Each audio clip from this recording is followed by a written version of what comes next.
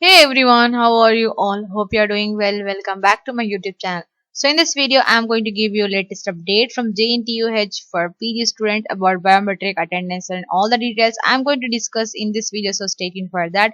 And if you are watching the videos without subscribing, so please subscribe and continue watching. So without further ado, let's get into the video. So today they have released the circular for biometric details. So let's take a look. As per the ABAS report, it is found that a few affiliated colleges have not activated the ABAS devices, that is biometric devices. Some colleges only a few faculty members and PG students are giving their biometric attendance regularly.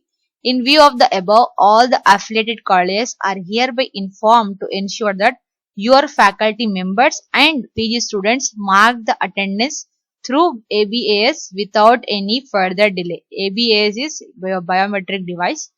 This would enable the university to furnish the details to the Social Welfare Department for processing of e-pass scholarship for the academic year 2021 to 2022 as it is mandatory.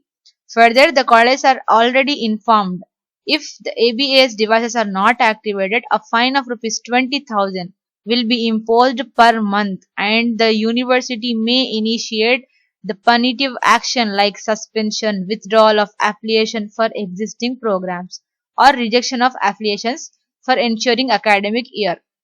So already they have released a notification previously by notifying that if ABAS devices are not activated in the college, then they will impose 20,000 penalty per month, and the university may initiate the punitive actions like suspension or withdrawal of applications. So all the PG and faculty members should mark their ABA, that is biometric attendance, on regular basis in order to receive e-pass scholarship for the academic year 2021 to 2022 as it is mandatory.